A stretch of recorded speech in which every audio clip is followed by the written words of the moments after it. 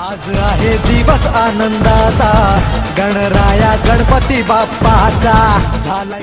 लोकनृत्य गणेश दर्शन सोहळा 2017 या कार्यक्रमामध्ये मी शीतल तुम्हा सर्वांचे स्वागत करत आहे। या कार्यक्रमाचे मुख्य प्रायोजक आहेत कृष्णा राजाराम अष्टेकर ज्वेलर्स, सहप्रायोजक आहेत कुपर कॉर्पोरेशन, प्रायोजक आहेत मिलिटरी टॉयज गृहराज आणि द शू बॉक्स। या कार्यक्रमामध्ये आज आपण भेटायला जाणार आहोत विष्णू कृपा भजनी मंडळाला। तर चला मग या सर्वांची भेट घेऊया।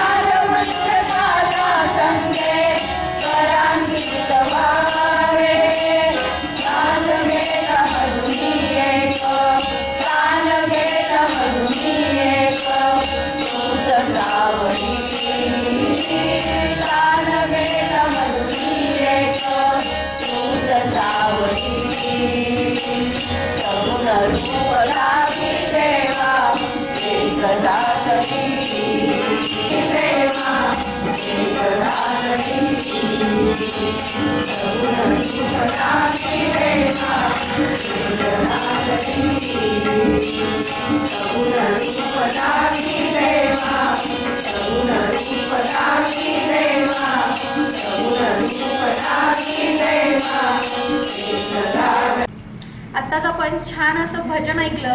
हे भजन म्हणलं होतं विष्णुकृपा भजनी मंडळाने आणि त्या सर्वजण आता आपल्या सोबत आहेत. तर आपण अजून देखील काही माहिती जाणून घेऊया त्यांच्याकडून. नमस्कार. सगळ्यात प्रथम मी तुम्हाला विचारेन की काय सांगाल तुमच्या या भजनी मंडळाविषयी? आमचं भजन 1987 सालापासून सुरू झालं, पण मध्यंतरी काय झालं, आमच्या बाई ज्या शिकवणार होत्या त्या पुण्याला गेल्या. पुण्याहून त्यामुळे आमचं भजन बंद पडायचं यायला आलं होतं. तरी पण आमच्या घरी आम्ही 5-6 जणी पूर्वीच्या बायकांच्या होतो, त्यातल्या 5-6 जणींनी सुरुवात केली आणि त्यानंतर मग हळूहळू आम्हाला विष्णू मंदिर मिळालं. म्हणून आम्ही पहिलं सत्संग भजनी मंडळ होतं नाव. त्यानंतर मग आम्ही विष्णू मंदिरात म्हणून विष्णू मंदिर विष्णुकृपा ठेवलं आणि त्यानंतर तिथेही बायका काही येईन असं झाल्या. मग आम्ही इथं दत्त मंदिरामध्ये आलो आणि 2006 सालापासून आमचं हे आता रेग्युलर चालू आहे. म्हणजे ते येतात एकीला, तर पवार अनिल पवार म्हणून आहे, ते तबल्याला येतात 6 सालापासून. आणि आमची बरीच बाहेर भजनं असतात. आतापर्यंत कुठे कुठे झाले? आम्ही सज्जनगडला दरवर्षी करतो उत्सवात समर्थांच्या, नंतर चाफळा करतो, शिवतरगईला जाऊन आलो आणि पिकनिकला आम्ही आपलं गाव म्हणून इथं आहे जवळ बेलदरे, तिथेही भजन आम्ही केलं. त्यांनी आम्हाला परत बोलवलं ते सुद्धा त्यांनी की परत या म्हणून. खूप छान. म्हणजे गेली 10 वर्ष झालं तुम्ही सर्वजण भजन करत आहात. तर मी हे विचारेन, आत्ता सध्या गणपती उत्सव सुरू आहे, तर आपल्या ह्या विष्णुकृपा भजनी मंडळावर तर विष्णूची कृपा आहेच असं काय म्हणायला हरकत नाही, पण बाप्पाकडे काय मागणं मागाल?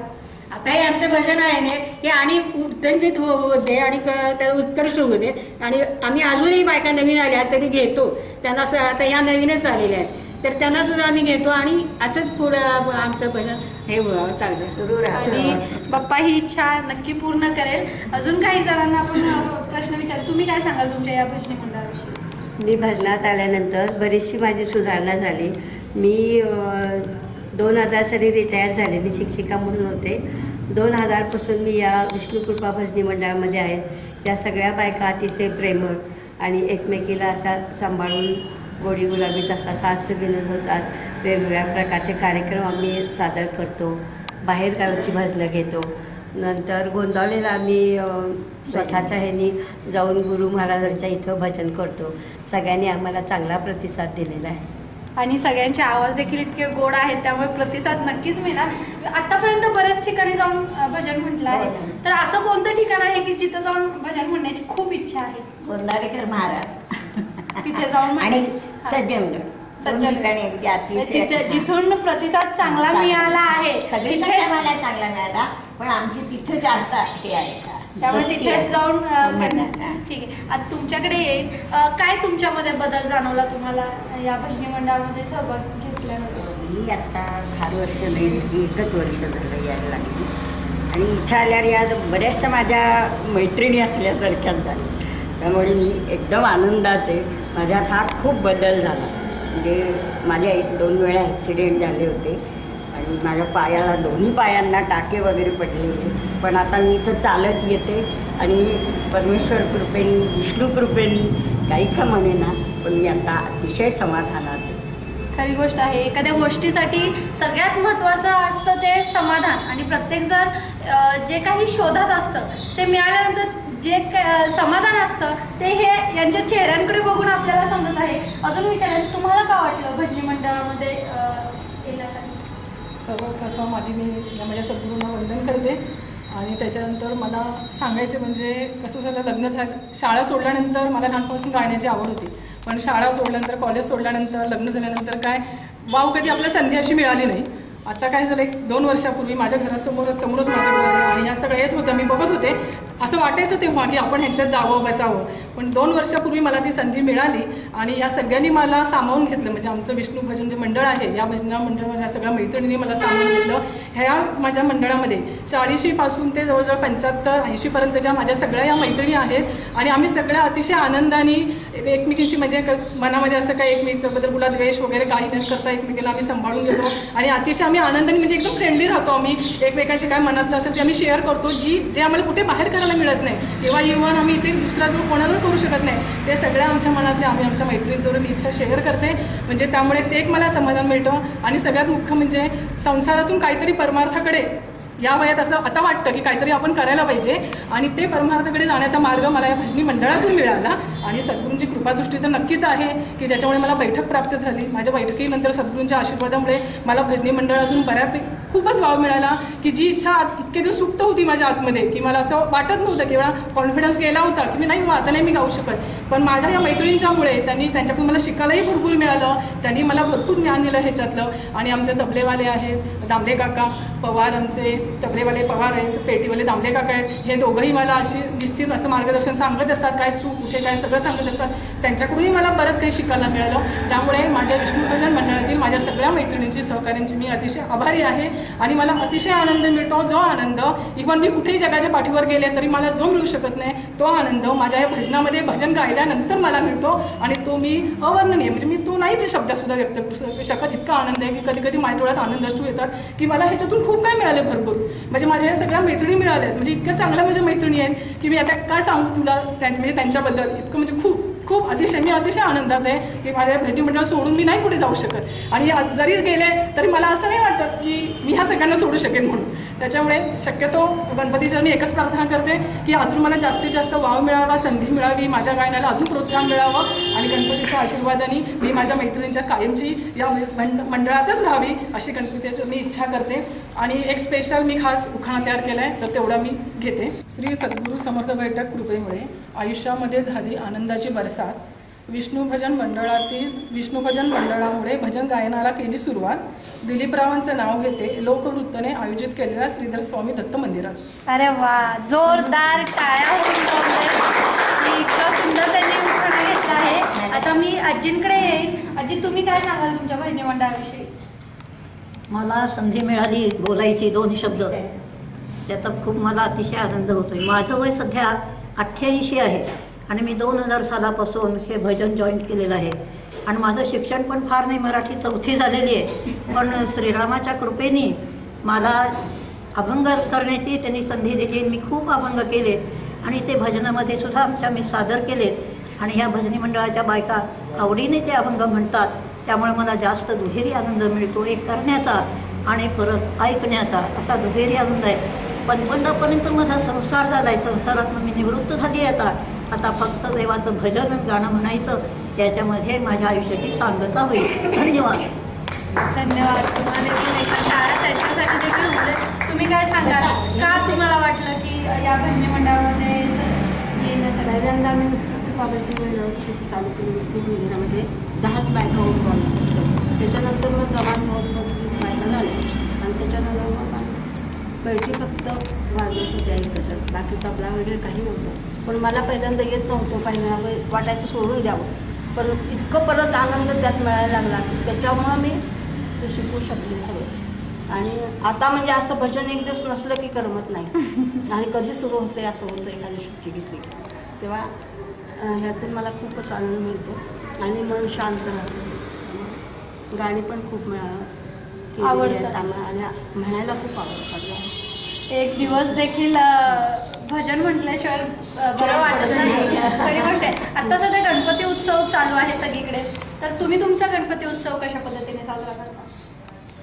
आमचा गणपती साध्या पद्धतीचा असतो. जास्त डेकोरेशन वगैरे, गणपतीला डेकोरेशन असते पण गौरी साध्या प्रकारच्या असतात. ते काय आमच्याकडं फराळाचं वगैरे नसते, साध्या प्रकारचे असतात. साध्या पद्धती. तुम्ही काय सांगा, आता गणपतीच्या मूर्ती असं खूप त्याला झगपगीतपणा आला आहे, एक मोठ्या प्रमाणामध्ये, म्हणजे पूर्वी वेगळ्या पद्धतीची असायची, आत्ता वेगळ्या असतात. तर मूर्तीबद्दल काय सांगाल की कशी असावी गणपती बाप्पाची मूर्ती? मूर्ती म्हणजे पहिल्या हे मातीची असावी, सुबक असावी आणि सुंदर दिसावी.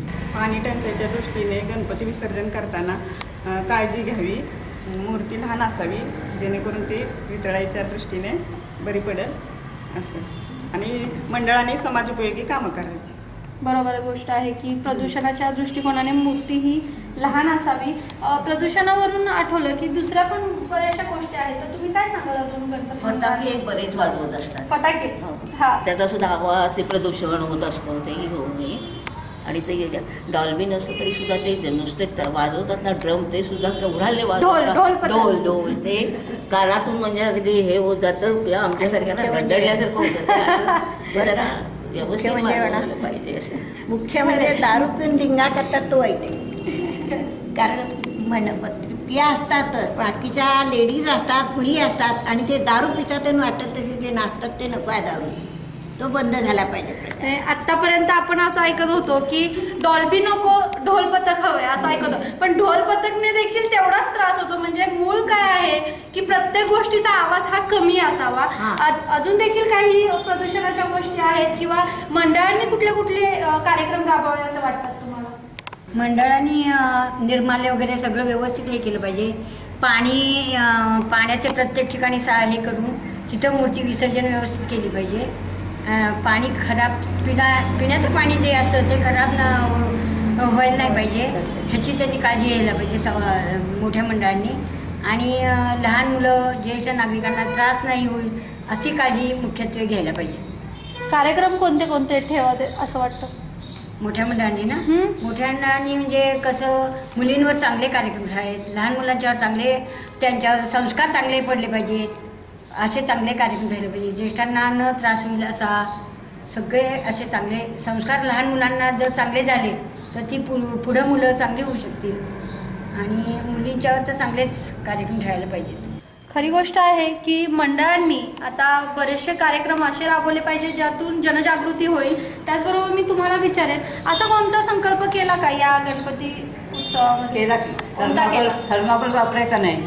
थर्माकोल नाही वापरायचा. त्यामुळे जास्त हे होतं ना, हे कचरा होतो जास्त, मग प्रदूषणाला जास्त वाव मिळतो त्याच्यामुळे, म्हणून आम्ही ते वापरतच नाही थर्माकोल. खरी गोष्ट आहे. प्रदूषणाला थर्माकोल हा असा प्रकार आहे की जो जाळला तरी त्याचं प्रदूषण होतं आणि पाण्यामध्ये विरघळत नाही. खरी गोष्ट आहे. अजून असं आहे की आता तुमचं भजनी मंडळ आहे, तर या भजनी मंडळासाठी पप्पाजवळ जर एखादं मागणं मागायचं म्हणलं तर काय मागणं मागणार? सर्वातच आपली बुद्धी द्या, हे प्रदूषण वगैरे जे आहे त्याचं, किंवा महिलांना सुद्धा संरक्षण. तुम्ही काय मागणं मागाल तुमच्या भजनी मंडळासाठी? सर्वांना सुखी ठेव, सगळ्यांची चांगली आणि सगळ्यांची समृद्धी वगैरे चांगली, गोरगरिबांना जास्त पुढं आहे. बरेच वर्ष आहेत, अजूनही आहेत, त्याचा अंतर पडू नये आणि सगळ्यांची प्रकृती चांगली ठेवावी प्रार्थना गणपती. लोकनृत्य गणेश दर्शन सोहळा 2017 या कार्यक्रमाचे मुख्य प्रायोजक आहेत कृष्णा राजाराम अष्टेकर ज्वेलर्स, सहप्रायोजक आहेत कुपर कॉर्पोरेशन, प्रायोजक आहेत मिताली टॉयज, गृहराज आणि द शू बॉक्स. या कार्यक्रमामध्ये आता थोड्या वेळाने आपण काही प्रश्न विचारणार आहोत. त्या 3 प्रश्नांचे योग्य उत्तर देणाऱ्यांना छान असं गिफ्ट वाउचर मिळणार आहे. परंतु तोपर्यंत या कार्यक्रमामध्ये घेऊ एक छोटीशी विश्रांती.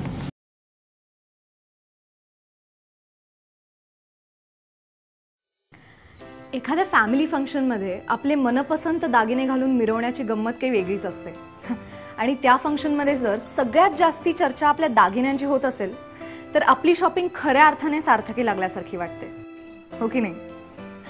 पण हाच आनंद कायम टिकवण्याकरता आणि मुख्य म्हणजे आपल्या दागिन्यांचं सौंदर्य जपण्याकरता आपल्याला त्यांची थोडीशी काळजी घ्यावी लागेल.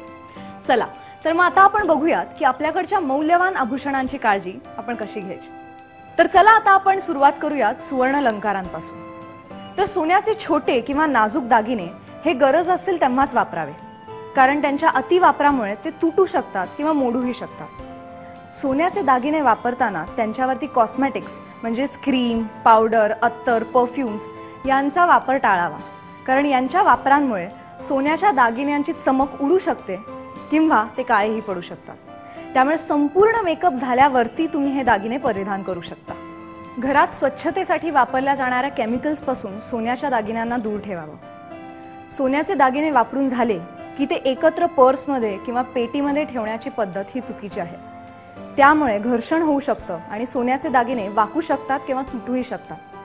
त्यामुळे सोन्याचे दागिने वापरून झाले की ते आपापल्या पेटीमध्ये व्यवस्थित कापसावर ठेवून द्यावे. एखादा दागिना वाकडा झाला किंवा तुटला तर तो घरच्या घरी दुरुस्त न करता तो ज्वेलरकडे जाऊन दुरुस्त करावा.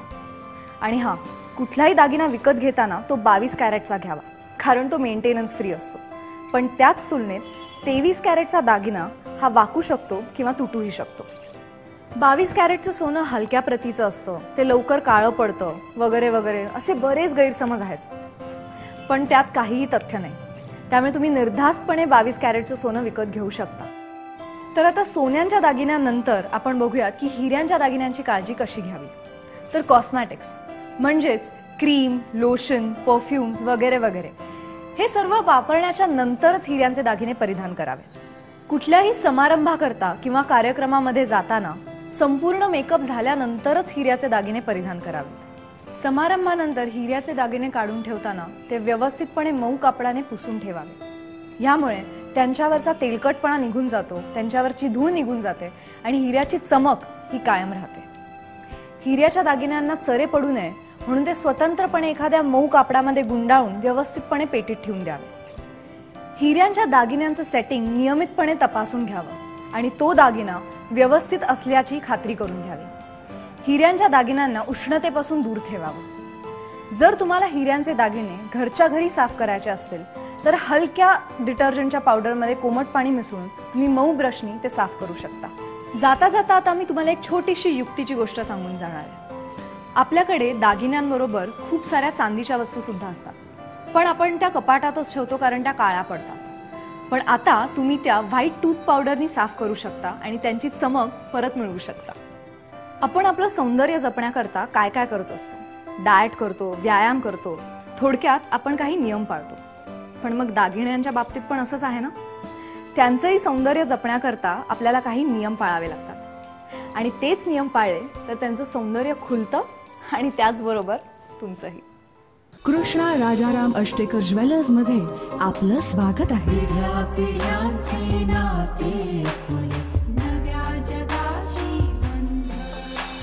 Krishna Rajaram Ashtekar jewellers.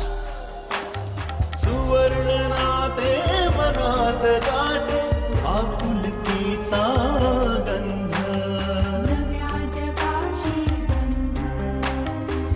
KRA jewellers, जिथे 52 कशी सोन्याला लाभले आधुनिकतेचे कोंदण. अतूट बंध विश्वासाचे पिढ्या पिढ्यांचे. Krishna Rajaram Ashtekar jewellers, Sonya Maruti Chowk, Pune. Empire state, Chinchwad. Phoenix market city, Nagar road आणि कचेरी रोड, बारामती.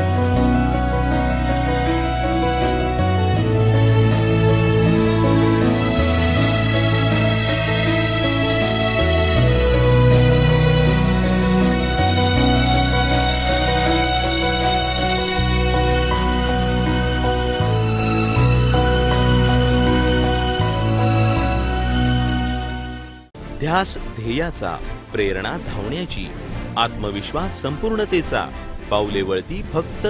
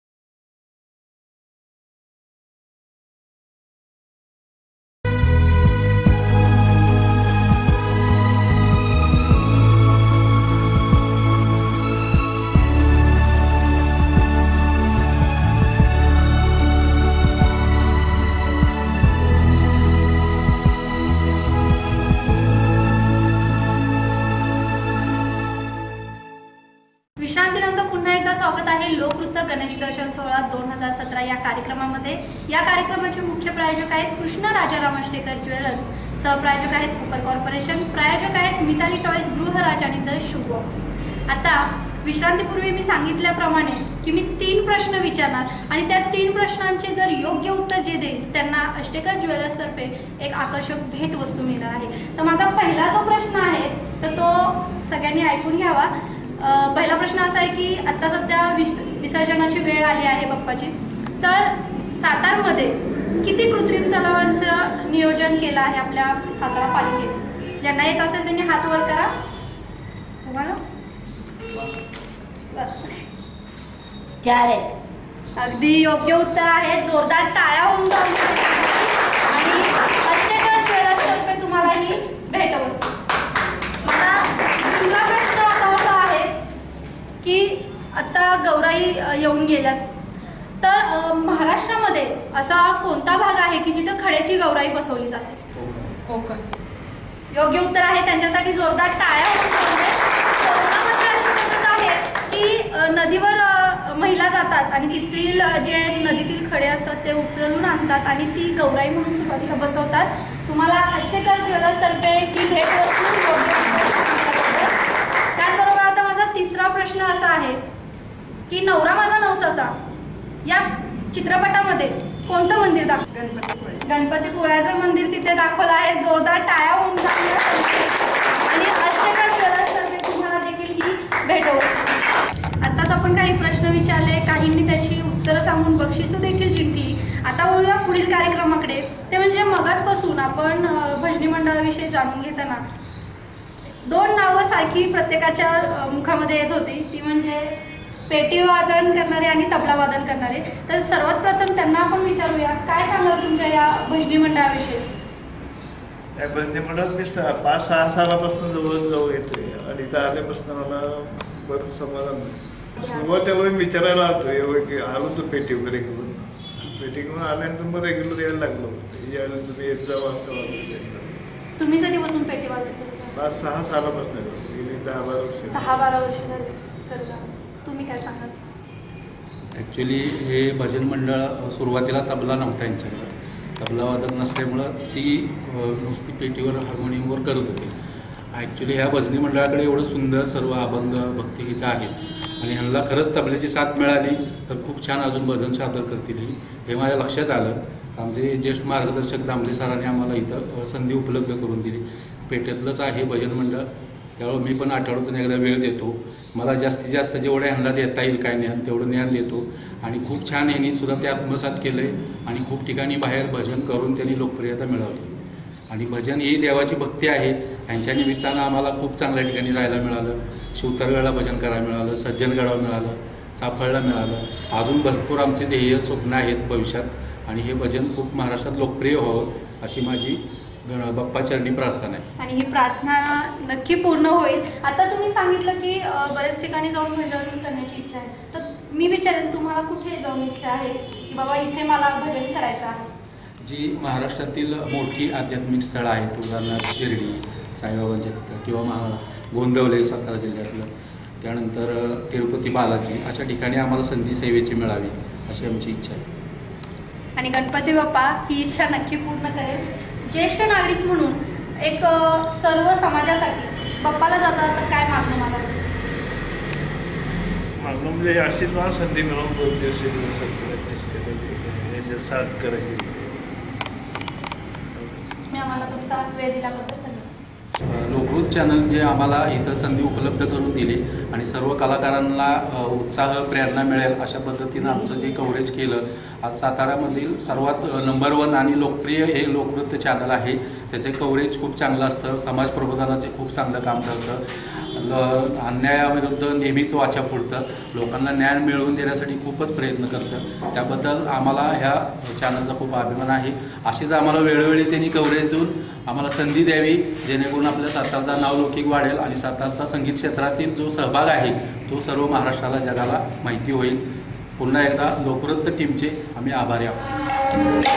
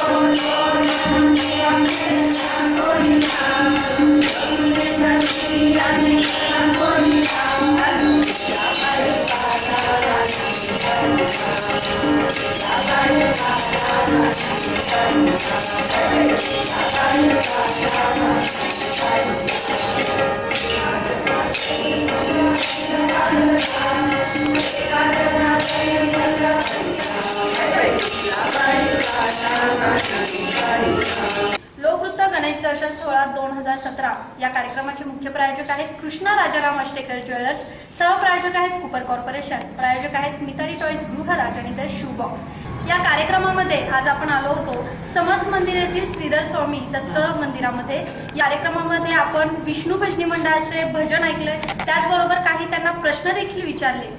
या कार्यक्रमामध्ये आता आपण इथेच थांबत आहोत। उद्या पुन्हा भेटूया पुढील कार्यक्रमामध्ये। तोपर्यंत नमस्कार। मी शीतल राजे शिर्के, कॅमेरामॅन आशुतोष ताटे सोबत सातारा। एकदा मोठ्याने म्हणा गणपती बाप्पा मंगलमूर्ती मोरया। धन्यवाद, तुम्ही आम्हाला तुमचा वेळ दिल्याबद्दल। पुन्हा एकदा लोकवृत्ततर्फे धन्यवाद। माझ्या बाप्पाचे गुणगान, त्याची शक्ती